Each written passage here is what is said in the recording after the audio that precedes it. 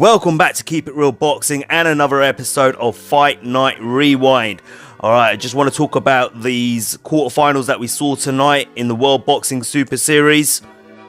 So let's start with Ryan Burnett versus Nonito Donaire. Don't forget, Ryan Burnett was the WBA's super champion at Bantamweight as well, so that title was on the line also in this quarterfinal.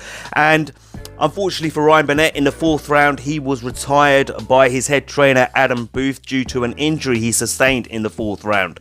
Now, what basically happened was Ryan Burnett threw a straight right at Nonito Donaire.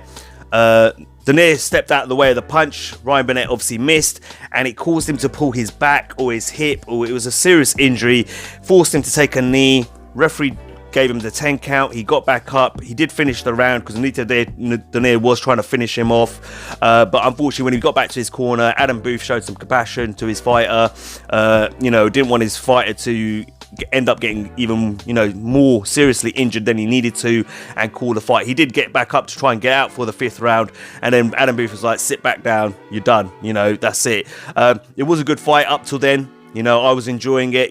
Ryan Burnett was boxing really well, but Nonito Donaire wasn't boxing too bad himself either, so it was building into a good fight. Unfortunately for Ryan Burnett, he sustained a serious injury and was unable to continue. And at the end of the day, if you can't move around and you're not mobile anymore, you're just going to be sitting there. You're just going to be there as a sitting duck. And it was the right call from Adam Booth, in my opinion, to stop the fight. So unlucky for Ryan Burnett there. But Nonito Donaire is now the new Super WBA Bantamweight champion, and he moves on to the next round of the quarterfinals of the Bantamweight series.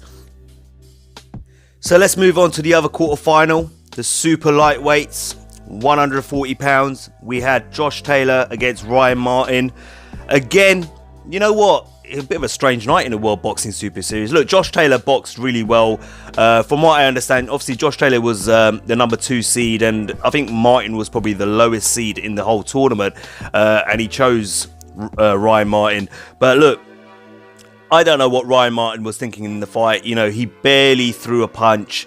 Right from the beginning, Josh Taylor was all over him, boxing well, getting in and out, landing good body shots, body shot combinations, head body, good movement, inside work as well. When he was fighting on the inside, he was showing Martin that he was the boss, and Martin just wouldn't let his hands go. Abel Sanchez is his head trainer, and he was telling him, what are we doing here? If you're not going to fight, we might as well just give up and go home.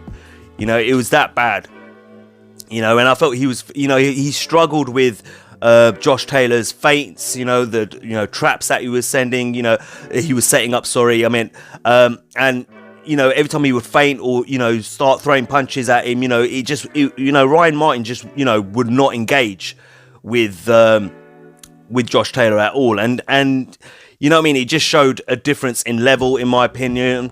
But you could potentially call it a mismatch, but at times, when Ryan Martin, the few occasions where he did let his hands go, he showed he's got great hand speed. So, end of the day, I don't know what was going through his mind, but, all right, if you can't land a punch, and, even Abel Sanchez was saying, look, don't worry about it if you're not landing the punch, a scoring punch, but even you throw a punch and you're hitting the shoulders, etc., stuff like that, get going, let your hands go, so we can start, you start getting the punches going, you start feeling the fight, and start getting into the fight. But all the way for the fight, he was really stiff. Poor performance for Martin. Hats off to Josh Taylor. He did what he had to do, don't get me wrong. And then the funny thing happened in the 6th round. He did take a punch to the back of the head, but he kind of made a bit of a meal of it, as he, I think at that point he was looking for a way out, or whether he was looking to get Josh Taylor disqualified or have a point taken from him, or whatever it was. He kind of turned around, went into the ropes, bent down, and the ref didn't say anything, and in went Josh Taylor and started throwing these vicious body shots to the sides of Martin's body, and then the ref just jumped in and called the fight. He didn't even give him a 10 count, he called the fight. And I don't blame the referee either, because it just seemed like Martin was looking for a way out of the fight, and that was his way out of the fight, in my opinion.